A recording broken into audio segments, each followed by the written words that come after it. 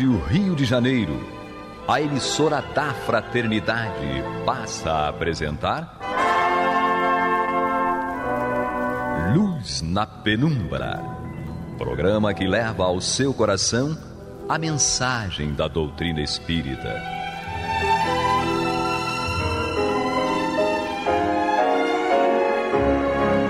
E com vocês, Eduardo Araújo, para o estudo de O Livro dos Médiuns, da obra codificada por Allan Kardec. Amigos da Rádio Rio de Janeiro, sejam todos muito bem-vindos. Maria de Fátima Miranda, como sempre, né, não presta atenção que o programa está iniciando, fica aqui fazendo seus comentários. Mas o ser de luz havia falado primeiro. Mas eu estava de olho ali, entendeu? Eu estava prestando atenção. Então sejam todos muito bem-vindos. Programa Luz na Penumbra, com estudos do Livro dos Médiuns, Allan Kardec. Seja bem-vinda, Maria de Fátima Miranda. Que Jesus nos conduz. Graças a Deus. Paulo Renato, um homem sempre discreto, quase não fala. Nosso Senhor Jesus Cristo nos abençoe. E Luciano Pardal na técnica. O que tem o Pardal, Maria de Fátima Miranda? Poderoso, ele é bem português. Braga. Braga Pardal. Ou Pardal Braga. Enfim, bom, depois a gente vai estudar sobre esse assunto. Vamos voltar aqui para o nosso estudo, né? Você com certeza fica ansioso para chegar terça-feira à noite para escutar esse trio maravilha. Paulo Renato, Maria de Fátima Miranda, Eduardo Araújo, o nosso Pardal na técnica. Nós estamos aí no Livro dos Médiuns, estudando o Livro dos Médiuns, na sua segunda parte, capítulo 4. Esse capítulo trata da teoria das manifestações físicas. O item que nós estamos é o 74. Nós lemos até a questão 12 e ficou faltando ler a notinha de Allan Kardec. Então nós vamos pegar a notinha de Allan Kardec, porque a questão 12 falava exatamente que os espíritos superiores têm a força moral, enquanto os espíritos mais atrasados, como nós, têm a força física, né, na manipulação de determinadas energias. E que os espíritos superiores, quando precisam, se utilizam dos espíritos mais atrasados para determinados fenômenos de ordem física. E aí Allan Kardec vai comentar sobre isso nessa notinha. Então, lembrando aí, item 74, questão 12, a nota de Allan Kardec. Vamos deixar o Paulo Renato ler essa nota, que eu vou buscar água para nós, que está sem água aqui. Viu? Eu sou uma pessoa, né? Eu sou o espírito inferior que vai pegar isso. O Pardal vai ajudar. Vamos lá. Lê aí, Paulo Renato. Dá para ler? Esse livro tem a nota aí? Tem sim, esse tem sim. Então vamos na nossa leitura da nota. Já foi explicado que a densidade do perispírito, se assim se pode dizer, varia de acordo com o estado dos mundos. Parece que também varia em um mesmo mundo, de indivíduo para indivíduo. Nos espíritos moralmente adiantados, é mais sutil e se aproxima da dos espíritos elevados. Os espíritos inferiores, ao contrário, aproxima-se da matéria e é o que faz que os espíritos de baixa condição servem por muito tempo as ilusões da vida terrestre, conservem por muito tempo as ilusões da vida terrestre.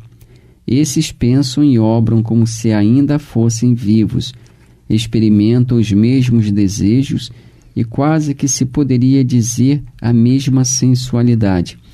Esta grosseria do perispírito, dando-lhe mais afinidade com a matéria, torna os espíritos inferiores mais aptos às manifestações físicas. Pela mesma razão é que um homem de sociedade, habituado aos trabalhos da inteligência, franzindo e delicado, de corpo, não pode suspender fardos pesados, como faz um carregador. Nele, a matéria é, de certa maneira, menos compacta, menos resistente. Os órgãos há menos fluido nervoso, sendo o perispírito para o espírito o que o corpo é para o homem, e como a sua maior densidade corresponde menor inferioridade espiritual, essa densidade substitui no espírito a força muscular, isto é, dá-lhe sobre os fluidos necessários às manifestações um poder maior do que o de que dispõem aqueles cuja natureza é mais etérea. Querendo um espírito elevado produzir tais efeitos, faz o que entre nós fazem as pessoas delicadas, chama para executá-los um espírito do ofício. Isso aí, né? Tudo que a gente já tinha conversado antes. Nós conversamos bastante sobre essa questão na semana passada, até pelo fato de algumas pessoas poderem interpretar, né, de uma forma negativa, né, de que os espíritos superiores se utilizam dos inferiores. Obrigado, como se fosse uma exploração. Mas na realidade não é nada disso, né? Eles simplesmente dão oportunidade de trabalho àqueles que têm uma condição adequada, apropriada para determinados fenômenos, né? Jesus não precisa produzir aqueles fenômenos porque tem espíritos que estão aptos a produzir de uma forma muito mais fácil por estarem na sintonia, né, na vibração mais próxima das questões materiais. É só isso, não é, Paulo Renato? Nada além disso. Nada que agrave muito os nossos milindres, né? Mas é interessante que às vezes a gente se apega a determinadas expressões e fazemos dela um campo de batalha. Mas em outras expressões, em outro contexto, a gente que poderia dar o mesmo sentido para nós, a gente passa com certa tranquilidade. Haja vista a noção de que os anjos foram criados anjos, né? E nós fomos criados com essa imperfeição e dentro dessa condição devemos desencarnar e nunca atingiremos, nessa visão religiosa, teológica, nunca atingiremos a faixa dos anjos, né? São aqueles espíritos criados por Deus, segundo a sua vontade, já na condição de superioridade. Isso sim é que seria uma discriminação. Exatamente. Né? Deus criar anjos sem que eles se tivessem feito os anjos e nos criar numa condição de imperfeição moral, de modo que essa imperfeição moral nos permita erros naturais da vivência, da convivência, e esses erros não encontrarem perdão e compreensão na sabedoria e na bondade de Deus, e sermos, após uma encarnação, alijados, colocados numa esfera de sofrimento, de dor eternamente. Essa visão, sim, é que ela é preconceituosa e rebaixa aqui Deus aos nossos olhos, tira de Deus aquelas condições que nós temos como verdade, que é a suprema sabedoria, a suprema bondade e etc. Então, se algo há, como diz o próprio Kardec, de que nos devemos envergonhar, às vezes é a nossa própria ociosidade, a nossa falta de esforço em nos melhorarmos e exigirmos que o outro faça isso por nós. Exatamente. Vamos dar continuidade então. Agora Kardec vai adentrar aí na questão número 13, tentando aprofundar o conhecimento de como funciona esse mecanismo, né, da atuação do espírito sobre esse fluido universal para a produção dos fenômenos físicos. Então, item 74, questão número 13. Pergunta aqui Kardec: se bem compreendemos o que disseste, o princípio vital reside no fluido universal. O espírito tira deste fluido o envoltório semimaterial que o constitui e o seu perispírito, e é ainda por meio deste fluido que ele atua sobre a matéria inerte. É assim? E, pergunta complexa aqui de Kardec, né? Os espíritos respondem. A gente vai destrinchar isso para vocês. Resposta dos espíritos: quer dizer, ele empresta à matéria uma espécie de vida factícia. A matéria se anima da vida animal. A mesa que se move debaixo das vossas mãos vive como animal, obedece por si mesma ao ser inteligente. Não é esta quem a impele, como faz o homem com o fardo. Quando ela se eleva, não é o espírito quem a levanta com o esforço de seu braço. É a própria mesa que, animada, obedece à impulsão que lhe dá o espírito. Isso aqui é tão complexo, Paulo Renato, que às vezes nem o espírito sabe como é que está fazendo. Ele faz automático, ele até acredita que ele está pegando com as próprias mãos. Que é o fato quando Kardec cita das teclas do piano que se moviam, o espírito realmente estava com os dedos ali, como se ele estivesse tocando com os seus dedos, com a sua força muscular. Só que ele não tem mais a força muscular, que ele não tem mais o corpo físico. Então, o fenômeno ele acontece com o conhecimento ou não do espírito, mas a explicação é essa que os espíritos deram aqui. Kardec faz essa série de perguntas para saber depois se o espírito tinha alguma força muscular semelhante. A ideia é essa. Por isso que ele desenvolve uma série de questões. Porque se você vê uma mesa se mover, o que você imagina? Que o espírito está pegando a mesa com as mãos, força muscular e levantando. É o que a lógica, né, racional humana. Está com a musculação bem malhada. Mas olha só, naquelas pedradas que acontecem, que Kardec quer saber como se dá e pergunta se pode evocar o espírito. Aí São Luís fala, poder pode, não, ele não vai poder explicar, porque ele não conhece a técnica. Das manifestações físicas, que ele fala, depende da natureza especial do médium. Ele vem falando aqui, quais as dificuldades que encontras? Nenhuma outra além das disposições fluídicas. Pode ver isso depois, capítulo 5, das manifestações físicas espontâneas. Mas ele fala aqui dessa questão do fluido, né? Quer dizer, o espírito satura o objeto que ele deseja movimentar, que ele deseja produzir esse ou aquele fenômeno, satura com as suas próprias energias e, naturalmente, com energias ambientes. Alguns fazem isso de uma forma consciente, outros fazem isso de uma forma automática, instintiva. Então, quando a mesa fica saturada com essas energias próprias do espírito, ela, na verdade, embora a gente não veja, não perceba, mas o espírito ainda está ligado à mesa pelas energias que ele emprestou. Né? Ele não simplesmente satura a mesa e se desliga dela. Né? As energias com que ele saturou lá o objeto ainda estão ligadas a ele, por isso que a vontade dele atuando ali. Por isso que ele mexe na mesa, faz lá a produção que queira, mas a pessoa pode falar assim, mas eu não estou vendo energia nenhuma ali. Mas a gente também não vê a gravidade, não vê o ar, não vê uma série de coisas que atuam fisicamente em nós. Então, o espírito, ele precisa de energias especiais, que são próprias do médium, né, da pessoa encarnada, e ele, com o fluido universal que está concentrado no seu perispírito, ele faz uma combinação, consciente ou não, e dá àquela mesa a aparência de vida, mas na verdade é ele que, ligado à mesa, ligado ao objeto, que está inteligentemente produzindo aqueles fenômenos. E Kardec, no Livro dos Espíritos, a partir da questão 60, ele fala sobre seres orgânicos e inorgânicos, e ele diz, é a mesma força que une os elementos da matéria nos corpos orgânicos e nos inorgânicos. Ele fala assim, a lei de atração é a mesma para todos. Ele vem aqui. Qual a causa da animalização da matéria? Ele diz, os benfeitores respondem, qual a causa da animalização da matéria? E a resposta é sua união com o princípio vital.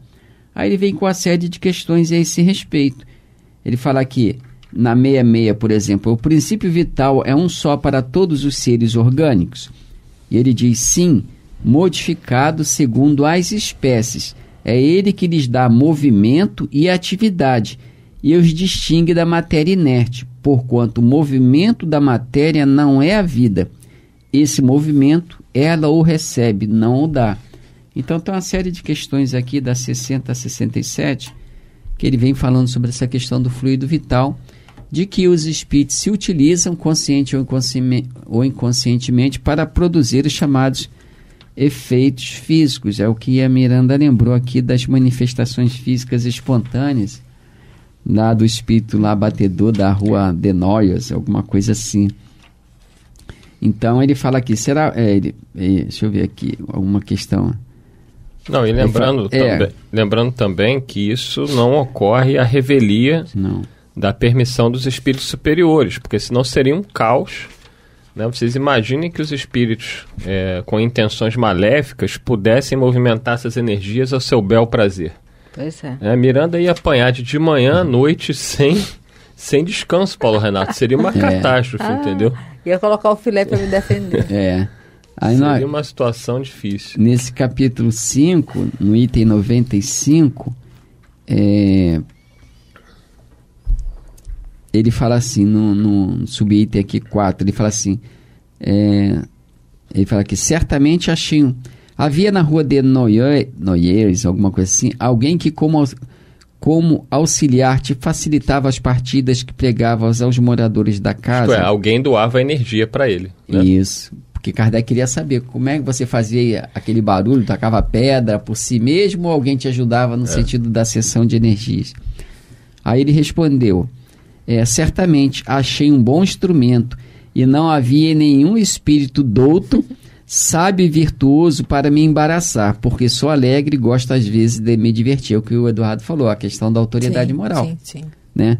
Então ali no ambiente não havia espíritos superiores que pudessem impedir aquelas brincadeiras que ele fazia. Aí Kardec continua a pergunta, qual a pessoa que te serviu de instrumento? E ele responde, uma criada. Era mau grado seu que ela te auxiliava? Quer dizer, Kardec quis saber se ela tinha consciência da ajuda que prestava a ele. Esse mau grado aqui tem esse sentido. Aí ele responde, sim, pobre, era a que mais tinha medo. Procedias assim com... ele vem com uma série de perguntas, é muito interessante para quem quiser ler, desdobrar o assunto, capítulo 5 aí do Livro dos Médiuns. Isso é importante o nosso ouvinte entender, que às vezes os benfeitores permitem algumas situações deste tipo, até para um despertamento, porque isso tira a gente da zona de conforto. O medo faz a gente buscar ajuda, né? E aí essa busca de ajuda vem o esclarecimento. Seja dentro de uma igreja, de um centro espírita, de um templo budista, a pessoa vai buscar uma ajuda espiritual. Tem situações das pessoas, algumas pessoas já me relataram, eu tenho até uma tia que uma vez ela tomou um tapa no rosto, um tapa mesmo, né, bem dado. Meu Deus. E ela interpretou que tinha sido meu avô, né, porque o meu avô era muito severo. E quando ele desencarnou, ela caiu na gandaia, como se diz, né? Começou a aprontar todas. Um belo dia, voltando para casa à noite, né, já quase madrugada, sozinha na rua, tomou-lhe um bufetão, né? Devia ser ele muito chateado, querendo dar um corretivo nela. Os espíritos superiores, né, viram que seria um susto importante para ela, permitiram que... Eu tenho certeza que meu avô não sabia como produzir o fenômeno, ele simplesmente quis bater.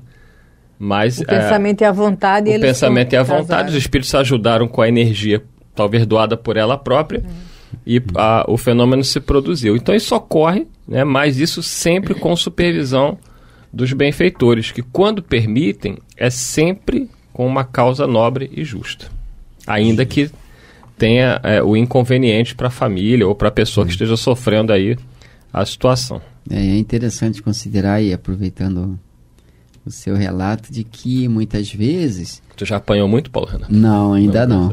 Mas eu já tive assim, andando no meio da rua. Luciano tá com medo ali, ó. De repente, ó, tomar-lhe um tabefe aí, Luciano, dá pro teu olho. As experiências às vezes não são muito agradáveis. Não mas, são, não.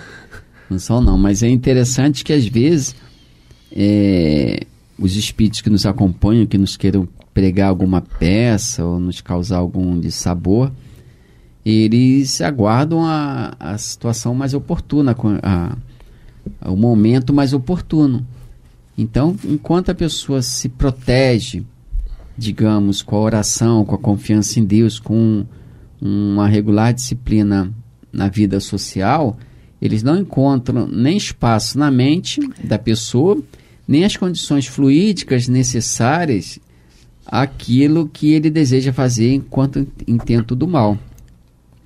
E às vezes, como o exemplo que você deu, a pessoa às vezes desce, né, ou torna muito denso os seus pensamentos, as suas ideias, as suas aspirações, usando a expressão de Kardec aqui, às vezes a pessoa se torna tão sensual, digamos, que ela desce sem o perceber, desce a sua condição vibratória e altera de imediato essa densidade do perispírito, dando a ela as condições, fazendo com que ela se coloque nas condições bem próximas dos espíritos chamados inferiores que desejam causar algum embaraço dela. Então, essa simpatia fluídica, mesmo que momentânea, que facilitou a produção daquele fenômeno, né? Então, a gente tem que observar isso também, né? O nosso comportamento, embora às vezes seja aquela coisa que nós chamamos de momento, mas é naquele segundo que os espíritos que nos acompanham, que estão na espreita, é naquele segundo que ele encontra as disposições emocionais, psicológicas e especialmente fluídicas próprias à produção desse ou daquele fenômeno. E aí, Maria de Fátima Miranda? Não, nada a acrescentar, já foi bem colocado.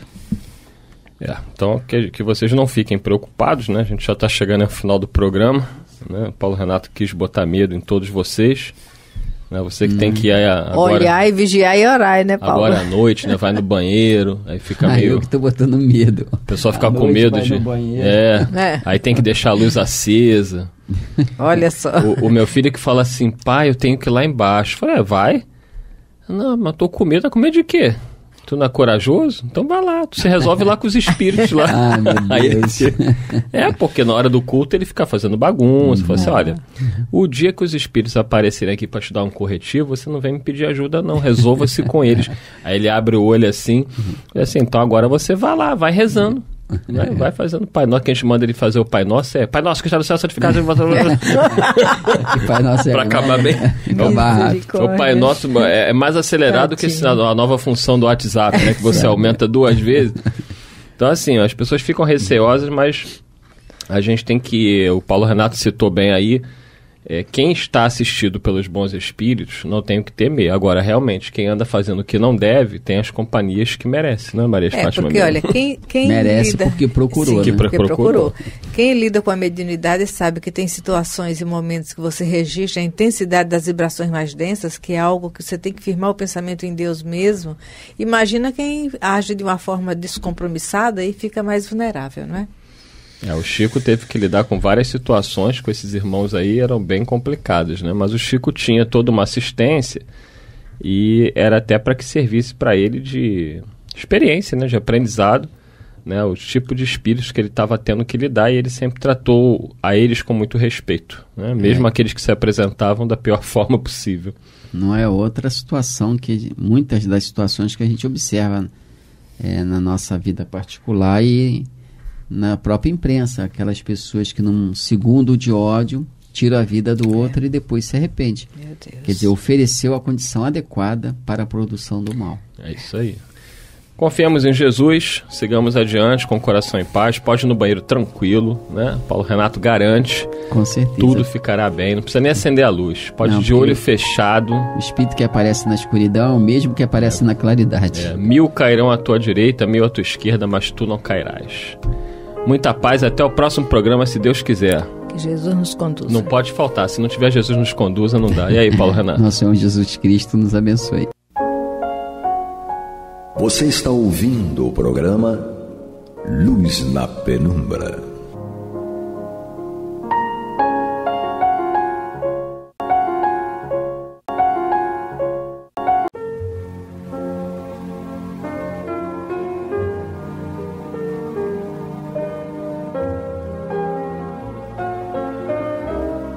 A Rádio Rio de Janeiro está levando ao seu lar e ao seu coração a mensagem consoladora da doutrina espírita, através do programa Luz na Penumbra. E agora com vocês, Amaury Santos e Astênio Oliveira, para comentar os textos da Revista Espírita de Allan Kardec no período de 1858 a 1868. Olá, meus amigos, meus irmãos, estamos de volta aqui para este estudo belíssimo da Revista Espírita de 1858 a 1868. E nós estamos em 1858 vendo as respostas que Mozart numa segunda entrevista, deu a um músico. E o nosso amigo Astênio vai comentar a partir de agora. Isso, então nós estamos estudando a revista de maio de 1858, Conversas Familiares de Além Túmulo, com o espírito Mozart, né? Então Kardec publicou na revista um material que ele recebeu de um assinante, né, tratando de umas entrevistas feitas no ambiente doméstico para o espírito Mozart. E aqui nós estamos então na segunda entrevista, né, que foi feita por um músico. E na nossa reunião anterior, no nosso programa anterior, o entrevistador teria perguntado ao Mozart o seguinte: que entendes por universo? Houve um início e haverá um fim? E ele respondeu: segundo vós, o universo é a Terra. Então, como se a vida só existisse na Terra, né? Insensatos, o universo não teve começo nem terá fim. Considerai que é obra de Deus. O universo é o infinito. Aí o entrevistador continua: que devo fazer para me acalmar? A gente vê que ele pula de tema para tema, né? Então, ansioso, né? Certamente ele estava vivendo problemas pessoais. Sim. E aproveitou lá o amigo Mozart, né? Que devo fazer para me acalmar? Ele responde: não te inquietes tanto pelo teu corpo. Tens perturbado o espírito. Resiste a essa tendência. Então, com inquietação pelo corpo, com o que acontece com o corpo, etc., ele acabava perturbando o espírito, o próprio espírito. Né? Ele desequilibrava o espírito com essa ansiedade que ele tinha. Isso. Então, resiste a essa tendência, que seria a tendência de se inquietar pelo corpo. Né? Aí o entrevistador perguntou: o que é essa perturbação? Aí, mas parece que ele estava querendo dizer assim: qual a causa dessa perturbação? Né? Porque o Mozart respondeu o seguinte: temes a morte. Então, o amigo aí, músico, lá no fundo temia morrer, né? E queria manter o corpo para sempre, né? E isso aí gerava um certo desequilíbrio espiritual, né? E ele pergunta assim: que devo fazer para não temê-la? Então ele confirma que de fato ele tinha medo da morte. Exatamente. Né? Então, que devo fazer para não temê-la? Aí o Mozart responde: crer em Deus. Então a gente vê que para não temer a morte, primeiro passo, segundo Mozart, crença em Deus. Né? Crer em Deus, sobretudo acreditar que Deus não separa um pai útil de sua família. Então, provavelmente, uma das causas do temor da morte era ele ter que se separar dos filhos dele. Né? Então, não era um temor da morte por temor da morte, mas ter que se separar de criaturas que ele amava, né? tão queridas. Né? Mas ele fala assim: sobretudo acreditar que Deus não separa um pai útil de sua família. Eu me lembro que recentemente rodou pela internet um pequeno vídeo do filósofo Mário Sérgio Cortella, e que perguntaram a ele se ele tinha medo da morte. Ele é um cara fenomenal, adoro o Mário Sérgio. E ele, em outras palavras, ele disse que ele não temia a morte, mas que ele temia levar uma vida inútil e estúpida. Né? Quer dizer, morrer, todo mundo vai morrer, não tem medo nenhum. O que eu não quero é, enquanto eu estou vivo... ser útil, eu quero ser útil. Isso, né? Exatamente. Então não quero ter uma vida inútil e estúpida. Não. Mas vamos lá. Como alcançar essa calma? Perguntou a ele, né? Aí ele responde: pela vontade. Não ajudou muito, mas deixou lá na mão dele. Você não adianta. Segura que é teu. Não adianta você ir na farmácia e comprar um remedinho para calma, porque não existe. Um Rivotril, porque não adianta. Não adianta. Então, onde aurir essa vontade? Ele foi animado, né? Onde aurir? Onde eu posso ir para poder incorporar essa vontade? E ele fala assim: desvia o teu pensamento disso pelo trabalho. Desvia o teu pensamento dessas inquietações pelo trabalho.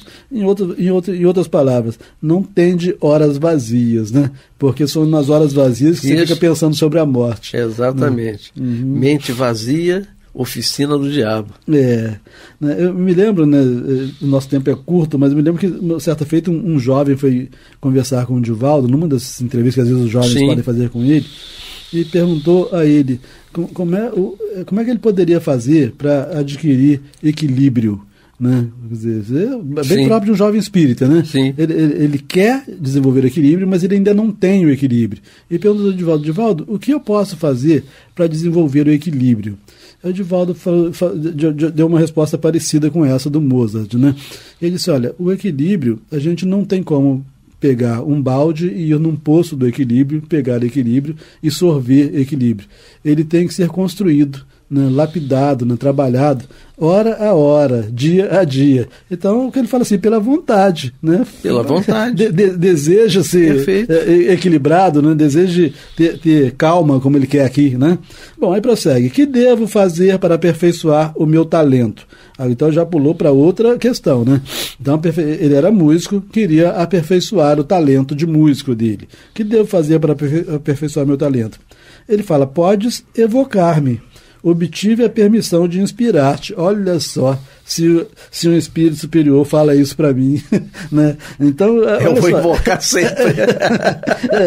Ele fala, pode evocar-me. Obtive a permissão de inspirar-te. Então, esse músico aqui também não era qualquer coisa, não. Né? Porque o Mozart pediu, se obteve permissão, foi porque pediu permissão. E obteve a permissão de inspirar esse moço aqui. Bom, quando eu estiver trabalhando... Não, então ele pergunta assim, quando eu estiver trabalhando, seria assim, você vai me inspirar quando eu estiver trabalhando? Né? Aí ele responde o seguinte, certamente, quando você estiver à toa... Eu vou... Ele é um espírito afim, né? Afim mesmo, né? Mas aí o Mozart responde assim, certamente, quando quiseres trabalhar, estarei perto de ti algumas vezes. Né? Como dizer assim, se você estiver na farra, não conta comigo. Se estiver com preguiça, não conta comigo. Mas se você quiser trabalhar, então estarei perto de ti algumas vezes. Não disse todas as vezes, porque afinal de contas ele não iria se transformar em escravo do moço aqui. Né?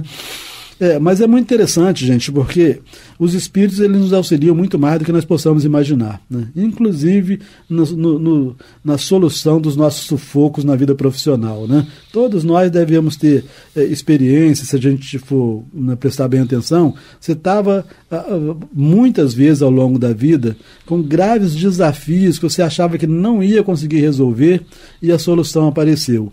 Né? E a gente todos nós já tivemos isso. Nossa. Né?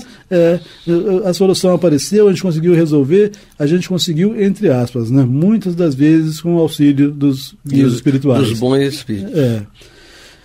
Daqueles que torcem por nós, né, Astênio? Porque quando você vem aqui para a Terra, você já delineou aquilo que você quer fazer. Mas existem desafios que vão além da nossa capacidade. E aqueles que torcem por nós, vendo a nossa sinceridade, eles nos inspiram. Sim. Né? E se eles são especializados naquela área, é verdade. Por que deixar a gente sozinho, né? Eles vão deixar a gente ter a sensação de que a gente está sozinho, mas não estaremos sozinhos, né? Bom, mas vamos lá, porque o nosso tempo passa, né? É então, verdade. Ouvirás a minha obra? Então, esse entrevistador perguntou se o Mozart ouviria a obra dele, né? E aí o Kardec coloca aqui, entre parênteses, uma obra musical do interpelante.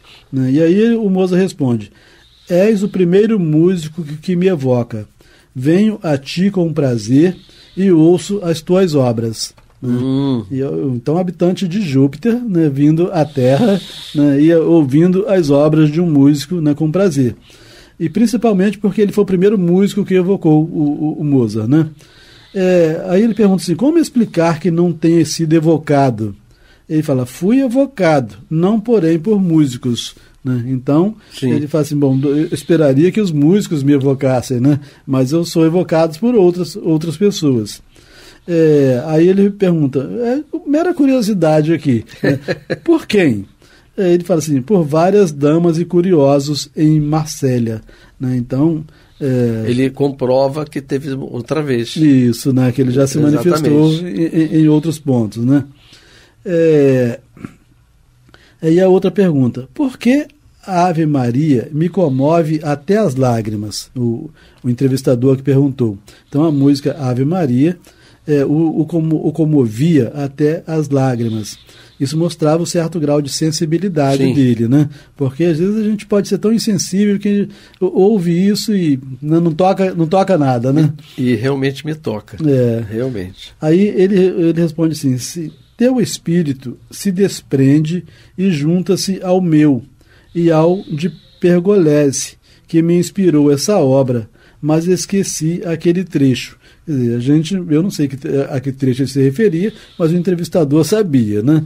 Então, o Mozart diz que ele próprio, ao construir, né, a Ave Maria, ele tinha sido inspirado pelo Pergolese, né? E aí, como ele disse, mas esqueci aquele trecho, aí o entrevistador perguntou: mas como pudeste esquecer a música composta por ti mesmo? Né? Aí isso aí que a gente estudando outros, né, vê que autores de livros de filosofia, o músico que faz sucesso. Uhum. Se você perguntar ele qual é a música, como é que é a música, canta um pedaço da música, o cara não lembra. Sim, né? Ele tem que, quando vai fazer um show, tem que rever tudo e tal, né? Não esquece. Tem que praticar. Então, como pudeste esquecer a música composta por ti mesmo? Ele fala: a que tenho aqui em Júpiter, que ele está se referindo, é tão bela, como lembrar daquilo que era só matéria? É verdade. Como está, senhora? Essa música daí é bobagem. Dizendo assim, eu esqueci dessas coisas, desses rabiscos que eu fiz aí, né? Tem coisas que a gente faz que a gente sente até vergonha depois de ter feito, né? Então, como lembrar daquilo que era só matéria? Aí ele muda agora para outra pergunta, né? Você vê que ele pula de galho em galho aqui, né? Ele fala assim: vês minha mãe? Né? Então você vê que existia realmente alguma relação entre eles, né? Íntima, de conhecimento. Vês minha mãe? Ele diz assim: ela está reencarnada na Terra. Né? Então aqui ele deu uma informação, obviamente que não daria nenhum outro detalhe, só diz que ela estava reencarnada, né? Porque isso não contraria as regras do mundo espiritual. Ela está reencarnada na Terra. Ele fala: em que corpo? Qual foi a resposta dele? Nada posso dizer a propósito. Então, fica na tua. Isso, totalmente coerente. Os espíritos não podem ficar trazendo esses detalhes, né? Aí ele pergunta: e meu pai? Né? Sim. Se eu fosse o Mozart, já ia me despedir e ir embora. Um abraço, já acabou. E meu pai? Ele fala: está errante para auxiliar no bem. Né? Sempre é importante a gente considerar que a palavra errante significa simplesmente estar ainda desencarnado, mas sujeito a uma nova encarnação. Né? Errante não significa estar perdido de jeito nenhum. Né? Então está errante. Ele está intuindo para o bem outras pessoas. Então está errante para auxiliar no bem. Fará tua mãe progredir. Reencarnarão juntos e serão felizes. Então ela está encarnada, ele está desencarnado, com a incumbência de uma espécie de guia espiritual, contribuir para que a mulher encarnada, que é a mãe dele, ele está se referindo à mãe, ele fala: está errante para auxiliar no bem. Fará tua mãe progredir, reencarnarão juntos e serão felizes. Então é como se ele já tivesse avançado mais do que ela. Normalmente a mulher avança mais, mas aqui é verdade. Ela é mais evoluída ainda. Mas aí ela encarnou, então, ele iria auxiliar o progresso dela para que depois eles encarnassem juntos e serem felizes. Então o que você vê, né, que as famílias, elas têm vínculos de amor. Quem tem vínculo de amor quer ajudar o outro que está encarnado a progredir. Sim, é muito comum isso, né? Você programa no mundo espiritual, fala: você vai agora para aquela furada. Eu vou te ajudar a sair do lamaçal. Isso, né? Aí depois a gente troca isso aí. Vamos lá. Aí ele pergunta, o entrevistador pergunta ao Mozart: ele vem me ver? Ele está perguntando sobre o pai. Sim. Ele vem me ver? Ele fala: muitas vezes.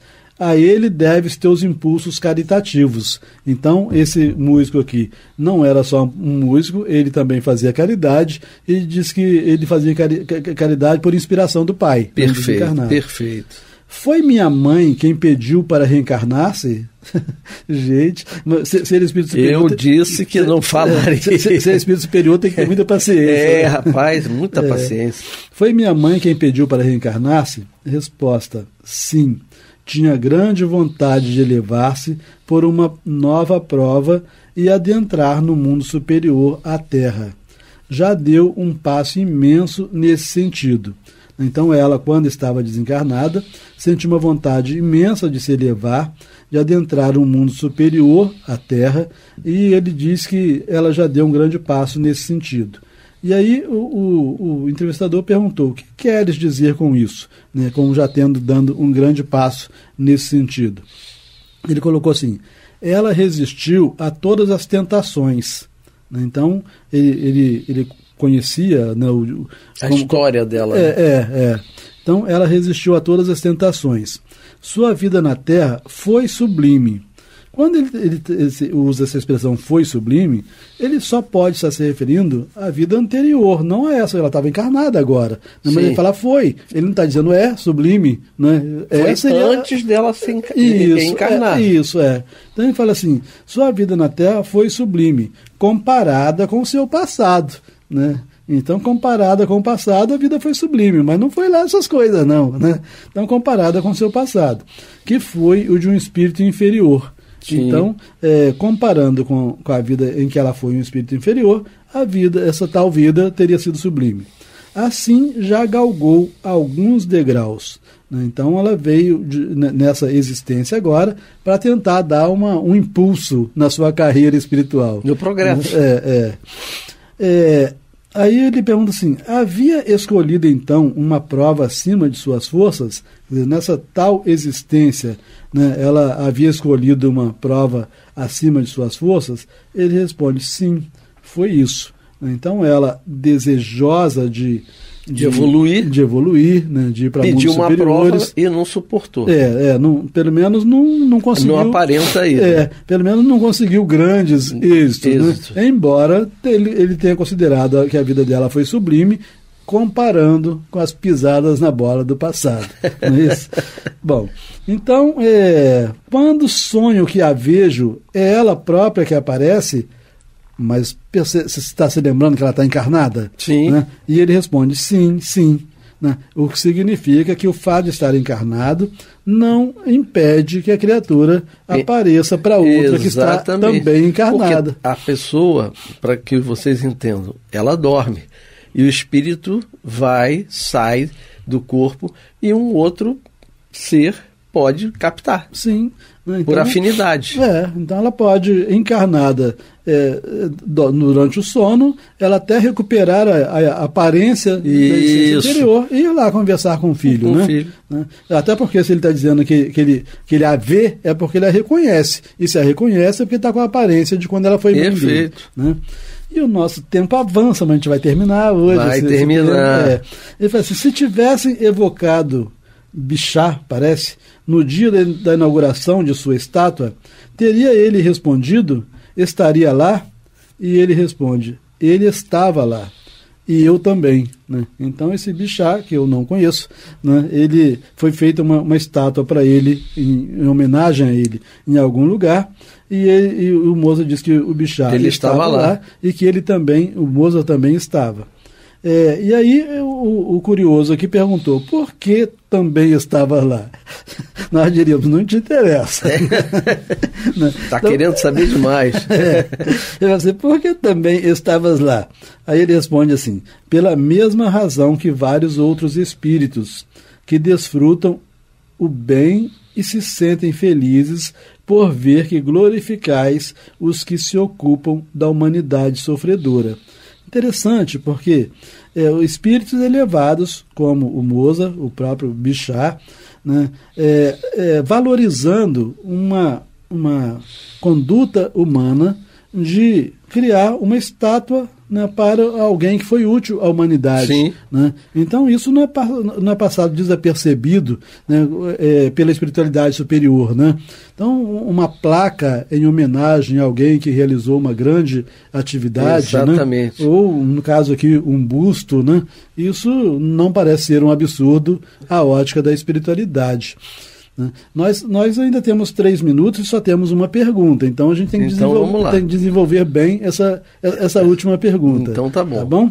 Então fala assim: Aqui ele parece que enfim se deu por satisfeito e botou apenas assim: obrigado, Mozart. Então parece que ele estava convencido de que era o Mozart, né? Obrigado, Mozart, adeus.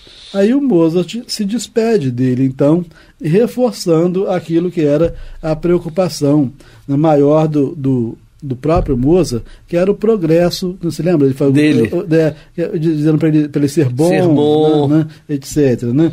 Então ele falou assim, mais uma vez, coitado do Mozart, crede, estou aqui. É como se ele ainda não tivesse convencido de que ele conseguiu convencer. É pouca fé, né? Pouca fé mesmo. Ele fala assim, ele está saindo daqui ainda meio na dúvida se sou eu ou não. Sou eu. Crede. Crede, estou aqui. Sou feliz. Crede que há mundos acima do vosso. Crede em Deus. Evocai-me mais frequentemente e em companhia de músicos. Então o Mozart estava querendo dar uma contribuição para os músicos de maneira geral, né? Então, falei assim, ao invés de eu passar instruções só para você, traga outros músicos com você, né? É interessante esse desejo de querer ajudar o progresso. Inspirar os próximos. Isso, o próximo. Que tem a musicalidade, porque ele era músico. Sim. Então, hoje a gente vê tantas crianças que já nascem, entre aspas, sabendo a musicalidade. É uma coisa impressionante. Né? E ele fez isso. Ele queria isso. Então ele pede: evocai-me mais frequentemente e em companhia de músicos. Ficarei feliz em vos instruir e em contribuir para a vossa melhoria e em vos ajudar a subir para Deus. Então esse era o grande desejo dele, né? Era um espírito de fato muito bom, muito e gosta de fazer com que outros subam. Isso. Eu digo assim, esse músico, ao que tu indica mais uma vez, era alguém muito importante, muito especial, para o músico. Era especial. Ele fala, quando ele fala assim, e em vos ajudar a subir para Deus, ele está querendo ajudar o progresso desse músico aqui que estava fazendo a entrevista com ele. Astênio, chegamos ao fim. Ao fim, não. Ao infinito. Estamos finalizando esse capítulo e desejando muita paz. Eu, Amaury Santos. E Astênio Evangelista de Oliveira. E Luciano também. Muita paz.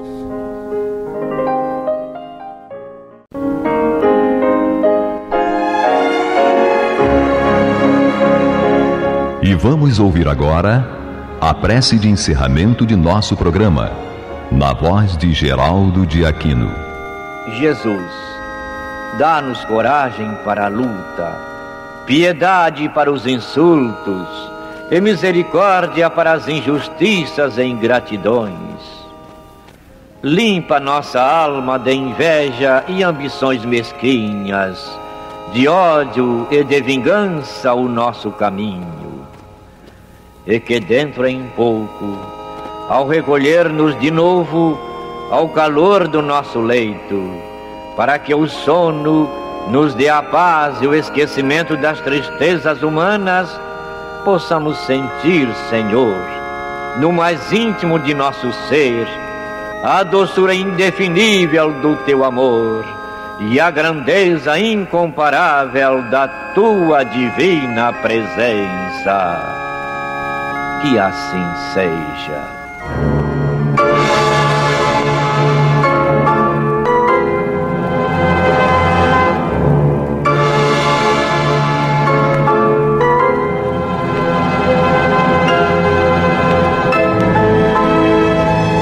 Acabamos de apresentar o programa Luz na Penumbra, que voltará a ser apresentado amanhã às 21 horas nesta emissora.